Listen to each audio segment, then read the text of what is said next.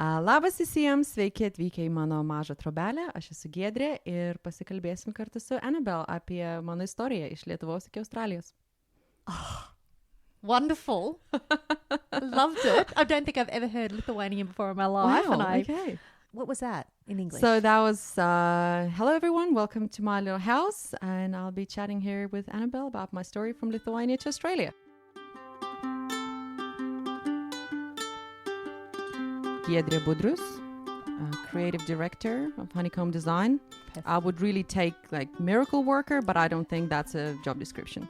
Giedre Budrius. Yep, that's on the path, but it's more like Giedre Budrius.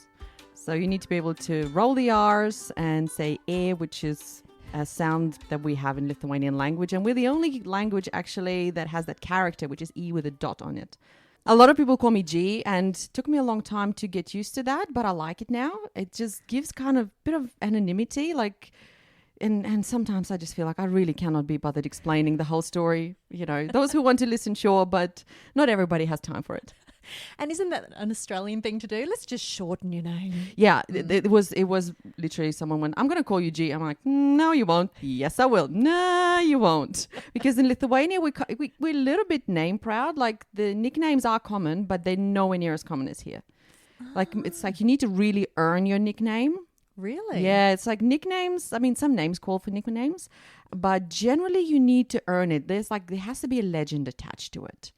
Okay, so can I call you G or do I still need to earn it? You're welcome to call me G. I think that's fine. You go for it. Yep.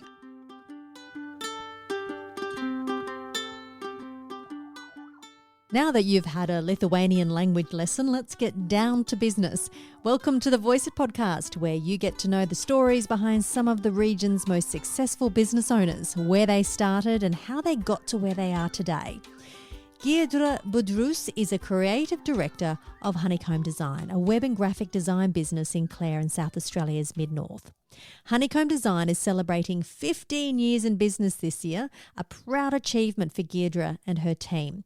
But what I found astounding in this interview is that Giedre is totally self-taught. She has got where she is today by asking thousands of questions, and she still does this to this day. You trust me to do this? You sure? And then I go off in my own head. I go, of course people know. Like I've been doing this for a long time. I should know what I'm doing. But that tiny little voice of that self-doubt has always been in the back of my head. So, but it's also a good thing, you know, because it pushes me to keep doing it better than whatever I'm doing right now. In this episode, not only will you hear about her career, but about her early life in Lithuania, what led her to travel and permanently settle on the other side of the world, the struggles she faced living in Australia initially, her move to Clare, and then coming out as a gay woman. This is quite a journey. She's packed a lot into her 38 years, including 2 children, her pride and joy. Enjoy the journey with Giedre Budrius.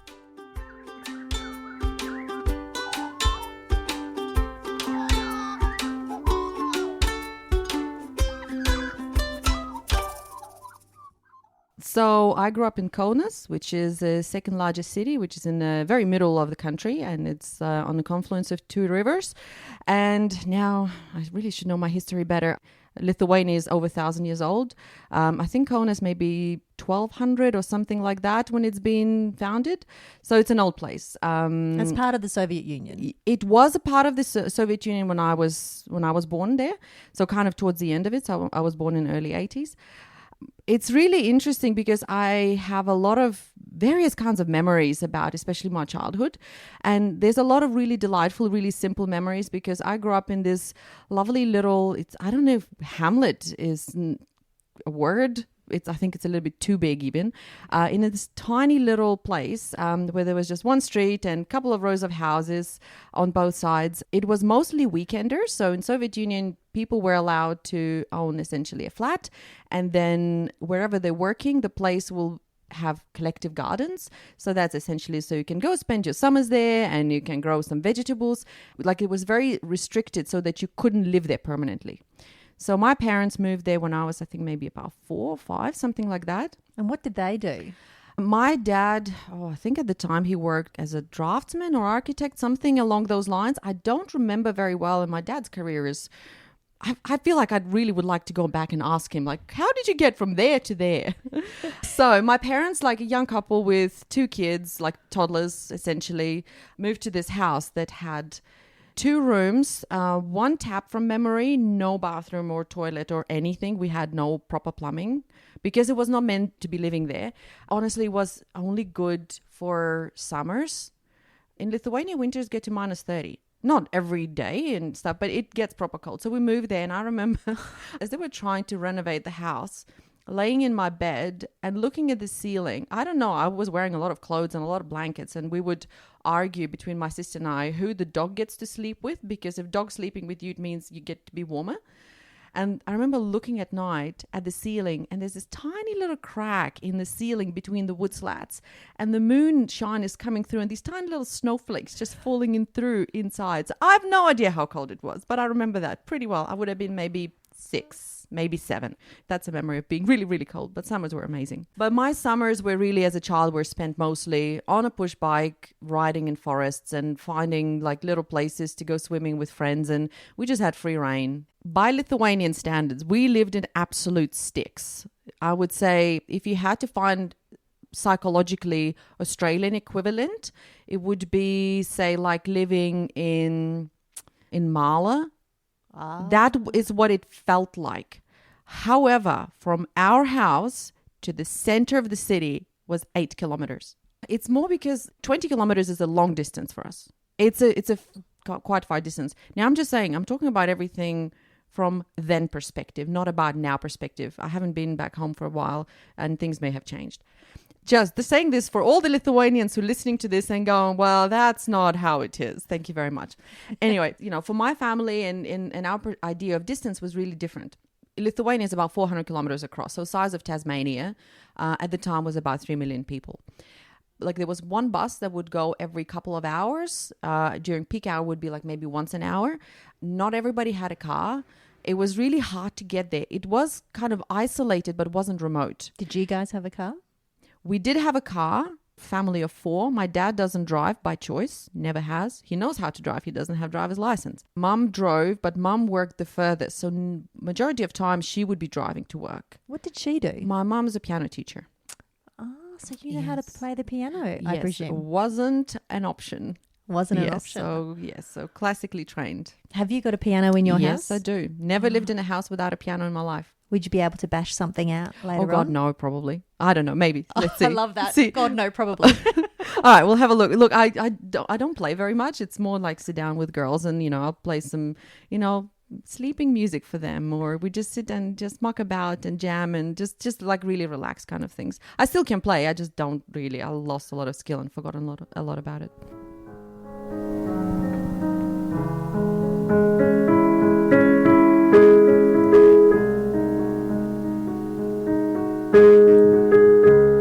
As you grew up, where did you go to school? What did you do in Lithuania? Yeah, so my parents sent me to the first kind of alternative school in the country. I think it was the first or one of the early ones. And alternative being that, there were a lot of things done very differently from the Soviet system. We had a lot of arts education, a lot of alternative subjects. And for example, everybody was required to have a dance classes. And then we had ceramics. Like we would do clay sculptures, and that was as important as doing math. We would it was just wonderful. And our first principal was very renowned artist. And he had this vision about this aesthetic education. I loved the actual school environment. I was a bit of a weird kid, so socially I really struggled in many different ways. Weird in what way? I was kind of too well read for my age, and I was happy to call out teachers when, they would say something not precisely correct, but I had no real social skills to understand how to deliver that. Because I grew up surrounded by adults. So I was the first of my generation, and my grandparents' friends, they would be around a lot. And my grandparents had the most wonderful circle of friends. I remember the impact of those people who would, doctors, artists, lawyers, politicians, like the people who were like the real intelligentsia in their day. And they were my grandparents' friends, and me as a small child, they would include into their conversations. And when I went to school, I felt like I almost didn't know how to deal with adults who don't include me in a conversation. Like a sit down and listen didn't work very well for me.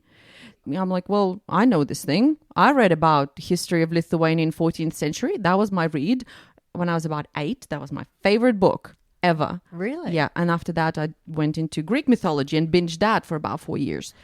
That was all, that I read everything I could lay my hands on. So I remember there was a book, it was like really standard, Lithuanian edition of Greek myths and legends. I think I read that 11 times. And after that, I think I had enough. So I was happy to talk about these non-child topics. I just didn't know how to deliver them. So I was just a weird kid. So why was it such a focus to go to a school that was really arts focused? I don't know. I never really asked my parents why. My parents did a lot of things slightly differently than a lot of people. Kind of looking back, I'm going, I wonder if they were like almost hippies or something. They probably wanted something different than what they had, because I know both of my parents, they're towards non-conforming completely with the society. Were you close to them, and are you still close to them? Yeah. Look, they're my parents, and we talk about things, and Dad over FaceTime tells me how to do these kind of things. Like, he's very handy, and were you checking the oil in your car? Well, like almost that kind of thing. We just have a lot of chats. Most of our conversations these days are about gardens and cooking and just this everyday stuff where I can talk with them about as an adult. Because I moved away quite young, they never had an opportunity to see me mature, going from being a child to being an adult. And I wonder what it's like for them. So we kind of just talk about things that come up. So how old were you then when you moved to Australia? So I was 21. So why was even Australia on your radar? Oh, no, it wasn't. So then how did this happen? So kind of a bit of a backstory. At the time, I worked as interpreter.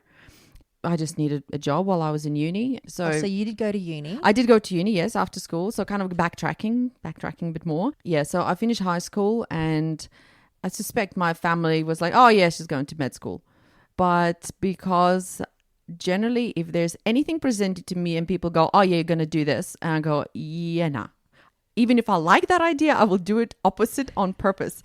And now I really recognize that as an adult. I can see that in me, and I can keep it a bit in check, going, am I jeopardizing my own chances here by just this stupid thing? I don't know where it's come from, but I suspect that probably runs in the family a little. And also I wasn't very good at chemistry. That was another thing. And I wish I was. Like, chemistry is so interesting, but I just couldn't get my head around it. Anyway, so I decided I was going to go into science. And in my head, my plan was to become a particle scientist, move to Switzerland and work at CERN. That was my ambition. A particle scientist? Yes. What's a particle scientist? The Large Hadron Collider in Switzerland under the Alps, where run particles against each other, collide them and see what happens, essentially. I wanted to do that. Well, it definitely wasn't on my radar, but anyway. My grandfather was very happy with my career choice because my grandpa was a physicist. Physics was my field and I really liked it. But now, again, looking retrospectively, I think I probably would have made a lousy scientist. Why is that? I need a bit more balance. I think my current occupation really suits me, but it's both really technical and really creative. So there's variety of things. So I've learned a lot about how I operate over the last, 10, 15 years, knowing that this process will not work for me because of this and this reason. I did physics. You did physics, and then what happened? And my plan was to, So, and at the time I worked as interpreter, and I was like, look, I need to shoot up my skills a little bit more, need to do these things. The opportunity came up to go to Australia. As part of your interpreting job? Not directly. It was entirely personal reasons. Like, I met Mark, who's my now business partner, but I came here with the idea, okay, well, this guy's nice. I'll move here and see what happens, kind of thing. Now, these are early internet days. So this is 2004, something like that. I mean, internet's a thing, definitely a thing. The way information was distributed and, searchable was really very different. And I thought, well, I'll just go and continue my studies. How hard can it be? So I moved to Perth from Lithuania when I was 21. What did your family say? I said to my mum, so I'm going to Australia for 3 weeks. And she's like, yeah, and I'm going to the moon. At that time, Australia was so far away that it was irrelevant. So it was only for 3 weeks at this stage? No, so I came for 3 weeks to check it out, what it's like. And I was like, yeah, right, I'll move here. So I went home, packed up my life and moved here. Wow. And I thought I'll just go and continue my studies and see what happens. I was wrong. I was really, really wrong because I couldn't continue my studies. In Lithuania, university education is free or near free. It's like a token fees that you pay for university. I don't know what it's like now, but then it was. I never comprehended idea that I may have to pay for education in university. But because of my visa status at the time, I would have been considered an international student, which is about $50,000 a year. And I did not have that money. You couldn't continue. I could not continue. Just going back a step, because... Sorry, this is going all over the place. Back and forth. No. I'm just going back to your thought process when you moved to Australia. Like as you said, you met someone, you decided to move to Australia. For you to even consider that, there must have been a drive in you that you wanted something more, that you wanted to explore something more, because you don't just head to the other side of the world on a whim. There must have been something within you that thought, no, I need more than what I'm doing at the moment. It could be a little bit of what I've seen in my parents. Like they did a lot of traveling, a lot shorter term, obviously, but they would do things, and we grew up on their stories. They always were on this kind of adventure thing. They were, I wouldn't say always, but a lot of the time they were the yes people. And I think this is why they knew there was no point trying to convince me of anything. So you're in Perth. So I'm in Perth. So how did you survive? Like what did you do if you couldn't continue your studies? I kind of tried to get a job here and there, and turns out all of my skills are non-transferable because they were so industry specific. I had no idea. That was a time I felt really lost, but I didn't know that I felt lost. I was just like, I don't know what to do, but I didn't know how to manage that headspace that I had. So, I joined the local Lithuanian community and just kind of to meet people. One of the things that I was missing the most is bumping into someone on the street that I know. It took me 2 years before that happened. So it was never an option to go back home? No. Okay. No. I also wrap things up and I'm like, if I'm here, I need to give this like a very, very decent crack. Yeah. And I got a job at a car dealership. That was the dumbest decision ever. Like, I'm not made for that kind of profession. That's just not me. But I didn't know that at the time. And I'm like, well, I need a job, so I'll get a job, all right? So I worked at Renault dealership and I hated everything about it. However, I learned really, really, really a lot. I didn't know that at the time, though. And I say now to, people that I work with, if you're feeling extremely frustrated about situation you're dealing with, frustration is indication of growth. It means you're learning something. You may not know what you're learning. It may not become obvious for a while, but if you're being frustrated, get a little bit of comfort from the fact that there is some major growth happening somewhere. So that was me. I hated that job. How long were you at that job for? Oh, a whole of 3 months. When did you start to get into your groove? When did you start to really settle in? So look, when I was still a car dealership, like I took that as a job because I was like, I just need a job. I just need to do something and let's try something, I knew that was not what I'm going to do, but I've always been quite career driven. Like career mattered to me. It didn't mean that it's going to be priority above everything, but it was always important to me. I wanted to build something around myself. Anyway, so when I was in Australia, couldn't continue my studies, couldn't really, lost all of my contacts. I didn't really have a network. I had really nothing to stand on. I was like, this is a massive gap in my career. If I ever want to have children, now's the time. So I have 2 amazing daughters. So how old were you when you were So I was 23 when my first daughter was born, and then I was 25. And that was the best decision in my life, honestly. It was perfect timing, and I'm a young parent, but I was old enough to have everything together. And were you married at this point? Yeah. Yep. We were married, and that was a very conscious decision, and absolutely was hard raising kids without external family support. But we had wonderful neighbors next door. There were Frankie and Shirley that lived next door, and they were just the loveliest people. So Frankie and Shirley became like surrogate grandparents to my daughters. They would help, and it was really nice. Has your family ever come to visit you? Yeah. My parents been here, and my sister has been here, and I've gone back. It's a big trip. Takes a long time to get there, and long time, and it's expensive endeavor. So we don't really do it anywhere near as much as we would like to. As my mom says, these are not the days of post carriages, so you can just give me a call. So Good on you, Mum. Yeah. And, even now she says, look, we talk more often than a lot of my friends talk with their children who just live around the block. Well, you appreciate each other more too when you're not near each other. Yeah, we do. And look, you just try to work with what you have and make the most of it, really. So when did you venture across the border and how did you end up in Clare? Yeah, so we were in Perth and girls were, post-toddlers, so 3 and 1.5 or something like that. By that time I started working, but I just again still couldn't find my feet properly. It's very difficult to make choices about things when you don't know what options you have available. I've only ever seen Perth. I think I've been to South Australia twice, so it wasn't a very long time. So then Mark decided, we're going to move to South Australia because his family is from Eyre Peninsula. Okay, so we need something between Eyre Peninsula and Adelaide. So it would make sense. His sister lives in the city. So it was kind of geographical decision in that regard. And then we were choosing between Adelaide Hills and Moonta, Clare. And a house in Clare came up and we bought it without seeing it. The agent thought we were joking, didn't take us seriously. But we bought a house and we moved here. And I remember I got here, I was like, oh yeah, I'm going to be a farmer. Yeah, just for the record, we bought 10 acres. So I was totally going to be a farmer. But by Lithuanian standards, 10 acres is a lot of land. So what was life like for you in Clare originally? And when did you start to think about yourself and get a career for yourself? By this point, I've already have been running Honeycomb as a freelancer. So we moved to Clare coming 12 years ago now, 11. So there was a little bit of like intermissions of work in between that. So it's all over the place. There's no clear processes in my life for anything. It's like, yep, let's do this. And let's do it for as long as we can. And if we can't do it, we'll do something else. And when we got here, I knew very quickly that we don't have jobs. So it will have to be to do the business because that's the only realistic option that we have any control of. And also I knew that for that to work, we have to know people.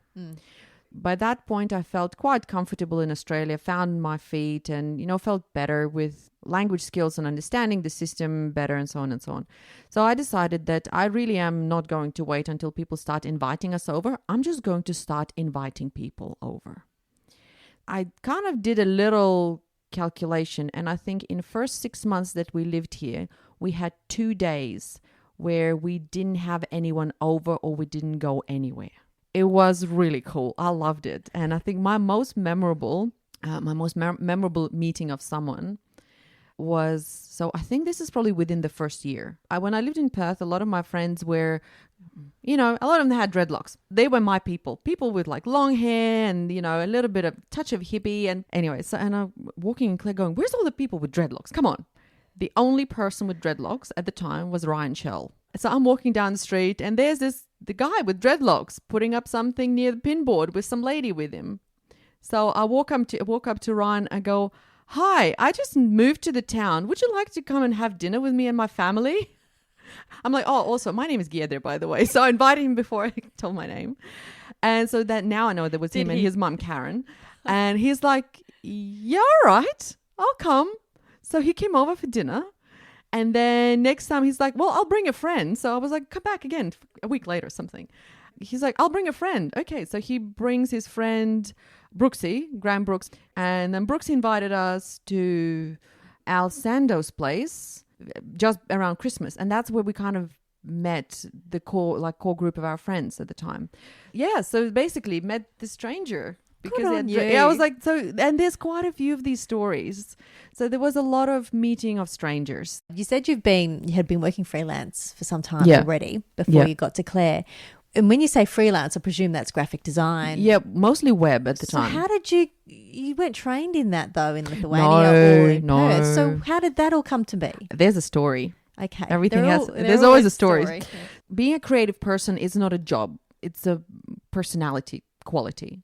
So for me, preparing dinner is the kind of thing like it's a creativity process for me. And, I don't want to eat the same thing twice in a row. And I would be looking at this fridge full of food and going, oh, what to cook tonight? And I just go like, this is ridiculous. This should be easy. There's everything. And I'm, and this would be over and over and over and over again. Surely there's a website where I can just pop in whatever ingredients I have and that gives me ideas. There wasn't one, or I couldn't find one. I reckon I could build one.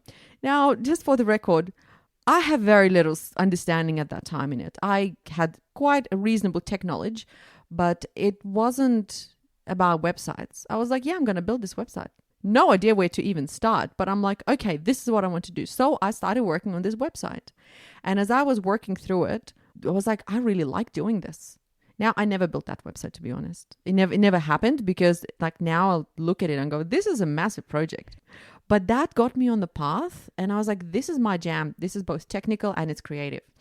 And the first project ever that I built and rolled out was for a local coffee wholesale shop. So there was one just nearby. So I built them a website for free. And the business was called Beans and Machines. And did you do a course, or you just you just taught yourself? Yep. You just taught yourself. Wow. Yep. And it was a pretty good website. Like, it wasn't horrific. It worked. It was there for a long time. I built quite a few websites like that were hard coded. So essentially, you don't have a fancy system behind it. You need to write every line of code there by hand. But also websites in those days were significantly simpler. Like, they were not mobile friendly because mobile wasn't, a thing at the time. That put me on a path of where I wanted to head. But I was still inexperienced and really not connected enough in the industry to get some good, support and maybe direction and inspiration and mentoring and all of that. So that's why first probably 4 or 5 years were really, really slow, wandered, as we say in Lithuania, like a soul without a place. And then when we got here, I was like, okay, we need to do this really more purposefully. That's when we changed the structure, and Mark came on board, because prior to that I did everything myself. So Mark came on board with his skill set. So he is sysadmin with extensive networks and database experience. So he's really fantastic. Like, it just having him on team, it solves so many problems, and he looks after our servers and everything. It's just like a lot of times if he wasn't on team, I would have to be on the phone with some external hosting company or some all the time, whereas now it's just easy, and he just prevents problems from happening, and he can foresee things and does everything, like all of the tech stuff, all the really hard, complex tech stuff or stuff that I'm just not interested in doing. He takes care of all of that.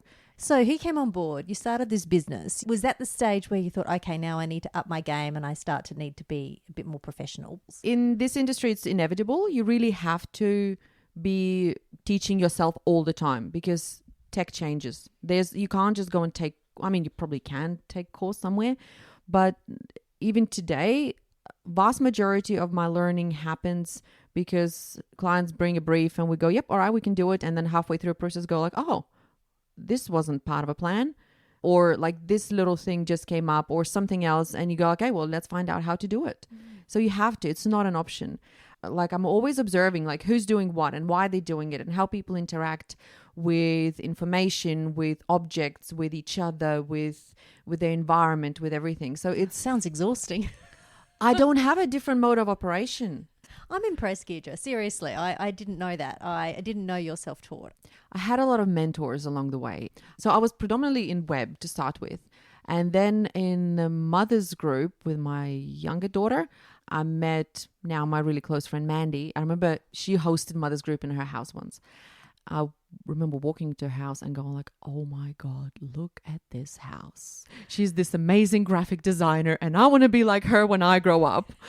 She helped and she inspired so much. She's an amazing illustrator, and she's like, graphic design illustrator, works predominantly with like national parks and zoos, and she's based in Perth. And, she does a little bit of work with us here and there. And I honestly owe my career path to her, because she was that major point where I go like, yes, this is what I definitely want to do. But then there were a lot of other people along the way who helped and gave chances, and at times I didn't recognize how big those chances were at the time, how those opportunities. And I generally took as many as I could, whatever I could do, and went like, yeah, of course I can do it. Yes, I'd love to do this. I'm going, I have no idea what I'm doing, but I know where to find out. And so that was like, this is what I did most of my life. Yes, of course I can do it. How hard can it be? If somebody can do it, clearly I could do it as well. It's just the question is like, how many hours a night I'm going to sleep tonight. But you take those risks, don't you? If you don't take those risks, then you're not going to get anywhere. All the time. Yep. Absolutely. You mentioned the hive. I presume there's a story there and how Honeycomb came to be, as in the name. So what's the backstory? So Honeycomb? in the years when I was still a freelancer, I went to visit my parents. I was too poor and, too tight ass at the same time to go pay rights for the image because you want to sort out copyright appropriately if you're going to attach a specific image to your brand. And I remember being in Lithuania there, and my parents had this big chunk of honeycomb just freshly cut out in a bowl, and it just looked so beautiful. And I just came there and just snapped a photo. And I looked at that photo, and it was just in a big white Tupperware bowl. I remember it was a Tupperware brand bowl, perfectly isolated, beautiful, just chance image of these 2 chunks of honeycomb stacked on top of it and honey oozing out of it. And I'm going, yep, my business is going to be called Honeycomb Design. We were Honeycomb Web Design for a period because I was still predominantly web. Yeah, so that it came from that. 15 years on, how many clients do you have now? I have a record of probably about last 8 years because we changed our record keeping system. So in last 8 years, I'm estimating we probably built about 400 to 500 websites all up. Wow. I have no idea how many general graphic design projects. I would say it would be in thousands. We'll be back with Giedre in just a moment. But I wanted to use this opportunity to say that while Honeycomb Design is celebrating 15 years in business, the Voice It podcast is celebrating 1 year since it came to be. So thank you to everybody who opened up on this podcast and revealed probably more than they really wanted to. Alicia Sparks, Nadine Wilkinson, Lissy Wood, Louise Lehman, Sam McDonald, Will Gwyn Jones, Richard Elkuri, Kerry Thompson, Marnie Roberts, Colin McBride, Deb Scammell, Abby McKee, Rowan Welke, Chuck Maney, Andrew Manuel, Bron Campbell, Tim Siv, Dave Wilson, and Giedre. This little podcast has been listened to almost 9,000 times in the last 12 months. I'm totally blown away. Thank you for listening and also for your positive comments about what you've heard and who you recommend should be featured on the podcast in future.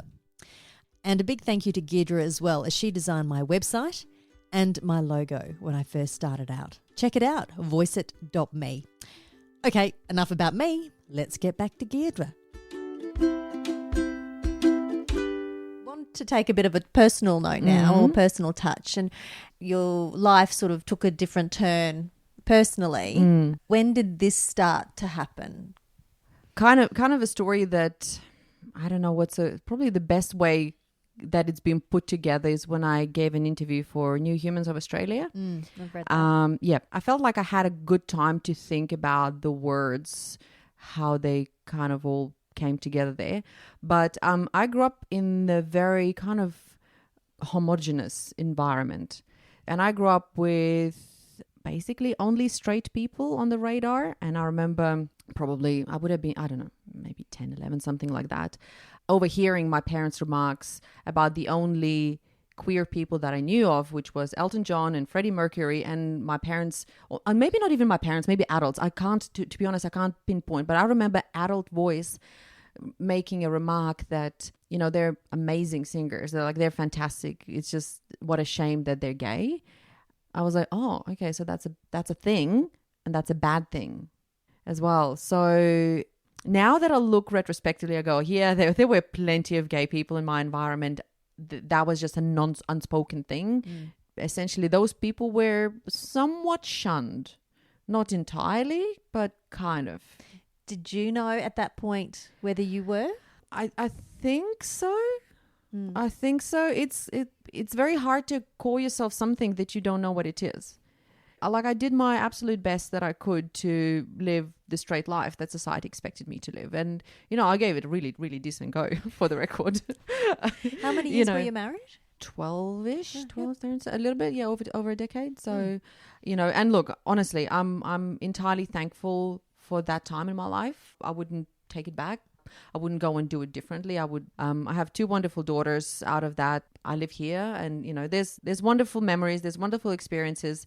There's definitely plenty of tough times, but you kind of try to pick and choose which memories you want to preserve. I'm definitely choosing the good ones because there's definitely a lot of them.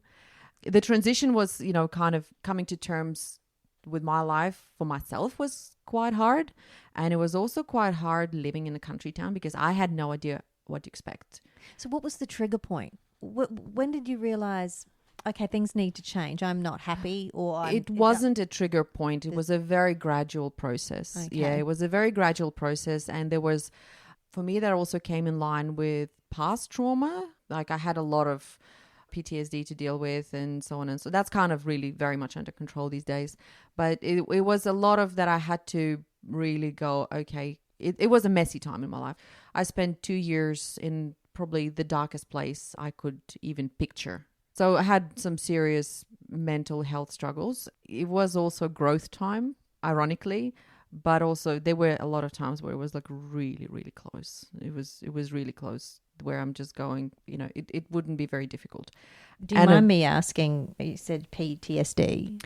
What happened? Oh, it was, yeah, it's things from a long time ago. It's, okay. It's kind of things that I try not to talk or not even think about because it really, it almost like re-traumatizes me, and it's something that happened in the past. I don't want to make space for it in my today's life. Mm-hmm. So it took me a while to get around all of that, and there's no easy way around. And I don't even know how I got control of it, to be honest. But it was a mess. It was an absolute mess. Learned a lot. I rather not have to do anything like that again. Plenty of people were hurt along the way, unfortunately. But they also, well, not plenty, but some. And it kind of got to a point where I knew that I had to really do something, really, really do and create something that would give me a light at the end of a tunnel. Fast forward a little bit of time, I bought this house. So this is the first home in my entire life where I lived by myself. I've never lived alone in my life before. At the age of 35? Yeah, and because my parents have always been very keen gardeners, for me, I was like, awesome, this garden is going to give me my sanity back. And so it did. I spent 2 years every single day doing something there before work and after work. So I spent all that time just transforming the garden, and just it was a lot of hard work, a lot of easy work, a lot of everything. So, but it was nice to have this very clear purpose. Like there's work, there's children and everything, but here's a very defined project that I can break into smaller projects, and I can have a sense of achievement. So when you went on this self-discovery journey, I guess, would that be fair to describe it that? Not really. I was shoved into it. It was basically, it's like, imagine if you just walking down nice road and someone shoves you down the cliff and you tumble and you could die, but you don't die somehow, and you end up on a completely different path, going completely different way. And it's an equally as good path. It's just different. Honestly, it was awful. So how did you maneuver this through a regional community? It's hard enough in a city, big population, but in a regional community, it's just another level, really, isn't it? Because you were talking about you weren't quite sure how it would be accepted in a regional community. Yeah. How did you deal with that? So at the time, unfortunately for me, I did everything at once. And when I say everything at once, I was trying to suss out how safe would it be to finally step out of the closet, and also having major mental health struggles at the same time. So I really had no safety net, and my idea of reality was really skewed. Like, not skewed, but just like I was afraid of everything. So I would just kind of put some little crumbs of non-straightness out and just see how people would react. And how they would react, and then just do it a little bit further and a little bit further, and just little step by step.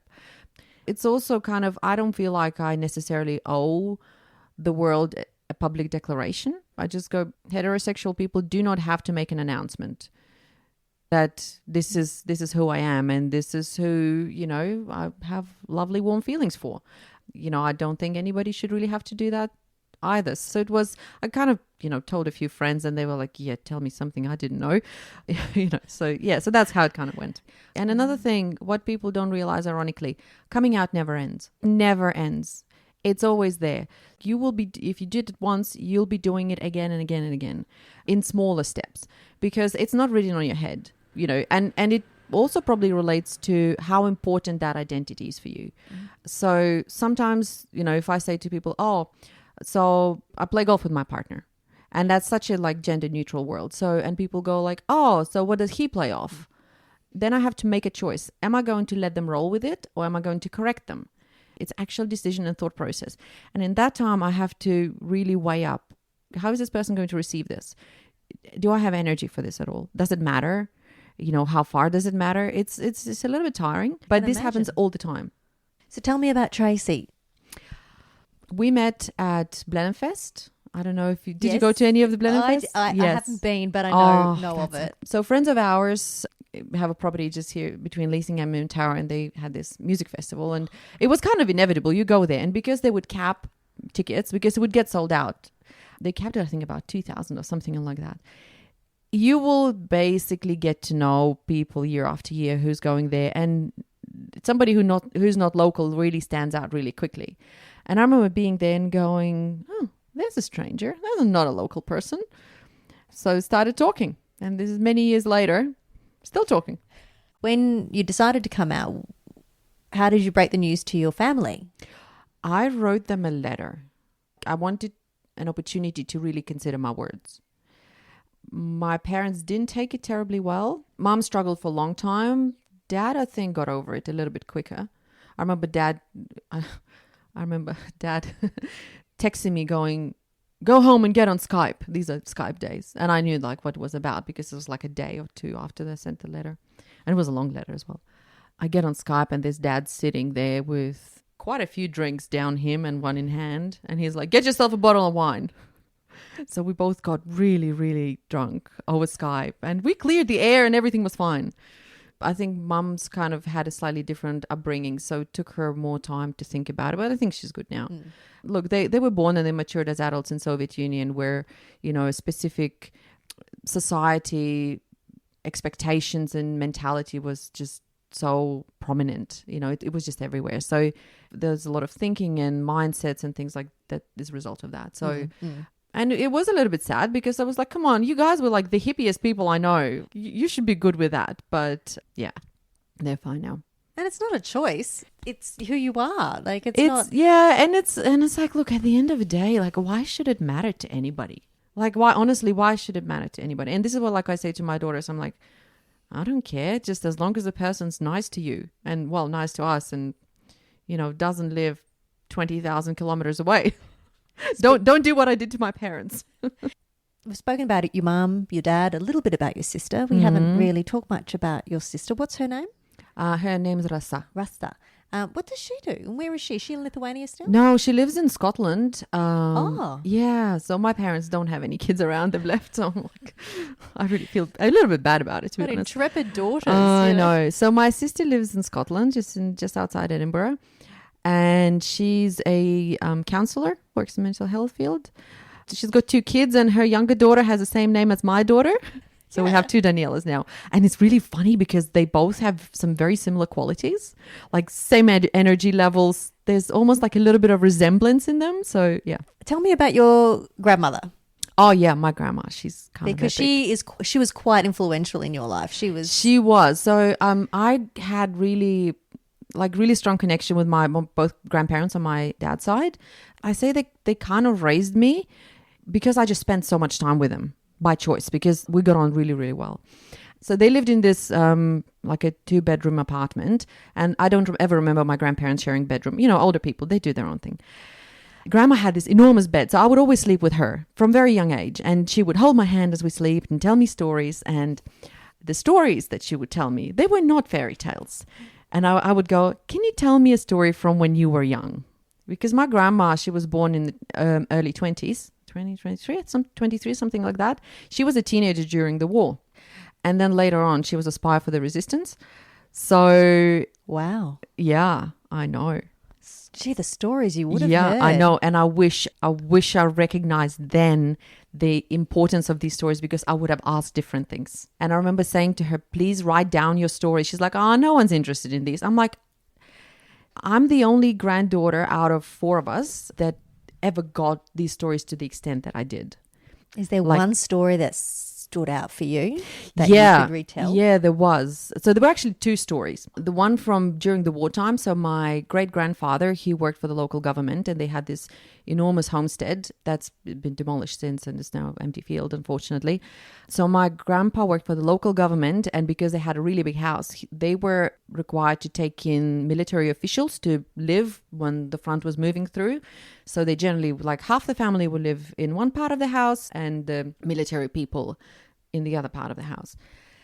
And my grandma would have been 16, 17, something like that, around that time. I don't remember the actual connecting details, but she said she wanted to help some of her friends who were Jewish, and they were hiding in the attic of the house when there were German military, like high-ranking German military officials living in that house. And the attic, the way she described, it was actually storage, but it was also library and stuff. They would store books and things like that because they were really quite well-read and educated people. And she said the number of times the Germans would just walk up there and just shine the torch around to have a look and never see anything. So that was story. Yeah. And the other one, I think she would have been in, say, mid-20s probably. So the way she was involved with resistance was generally passing on information or, documents or anything like that. And predominantly her task was collecting counterfeit documents from counterfeiter and taking them to the partisans. She's like, I will always do it in summertime and take the tiniest, littlest handbag with myself. I'll put 2 layers of knickers on. And, she's like, those days knickers went all the way up to your belly button. Not like these little skimpy things you wear now. And I just jam all of these fake passports between the knickers and wear just a light, flowy dress, take public transport and flirt with all of the soldiers on the bus. And she did that over and over and over and over again. What a cool grandma. Yeah, she was really cool. But also at some point, I know that she's been arrested. She's been interrogated. I don't know of any torture incidences. She never told me of anything, but yeah, there's been horrible stories. There's been levels of stress. She wouldn't have told you. She wouldn't have told me, but I know that she had gun pointed at her head many, many times.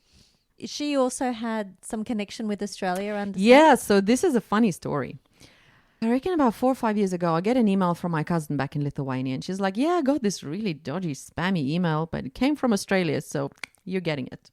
And I read through that email and there's this person. Yeah, we're looking for these relatives and we think you're it. Yeah, right. Okay, sure. And next thing you're going to say is that, I inherited, $20 million and a stack of gold and whatever. So, but I read that like with a grain of salt. But she offered a lot of information up front without asking for anything. She's like, well, this is what we have. This is what we know about this person. And I was kind of going, okay, all right, show me everything you got. And so what came out of this information, we started then comparing anything that we could find, any evidence of the person that they claim that is our relative.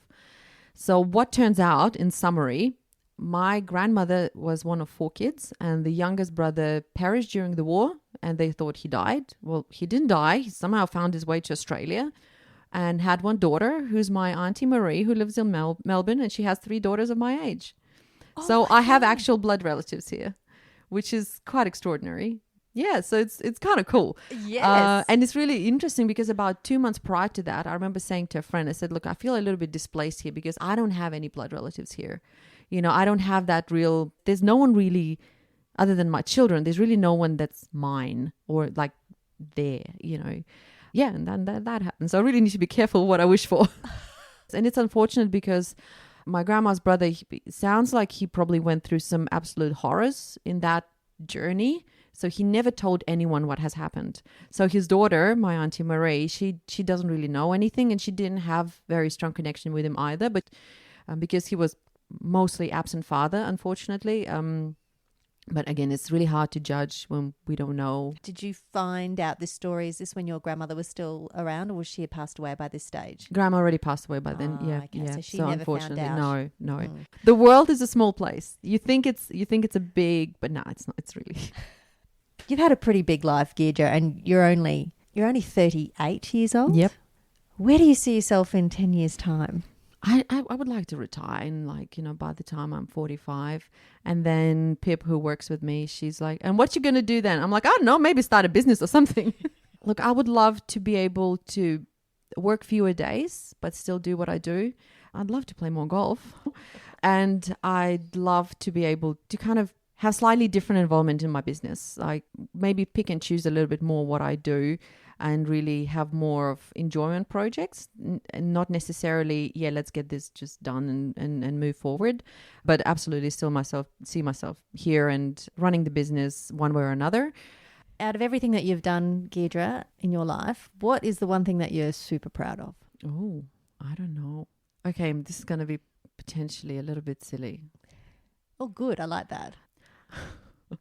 I'm really proud of not bloody quitting on stupid game of golf when I hated it the most early on. It's like, why we do it to ourselves? I love it. I love it so much, but there are times when I absolutely hate it. Probably out of a pride thing most is my daughters. I mean, when you have two teenagers who think that you're cool, that's almost like a mic drop moment. I'm not going to drop this mic, even though you said I could, but I won't. They're just amazing humans. Yeah. I would love that. I would love to think that my children will think I'm cool when they are teenagers. Oh, after this, I'll tell you everything what to do. And things not to do. Giedre, thank you so much for sharing your story. There was a lot that I took out of her story. The fact that she had blood relatives in Australia this whole time, and here she thought she was on her own. I also loved her stories about her grandmother and her life in Lithuania. And I also have a great deal of respect for Giedre.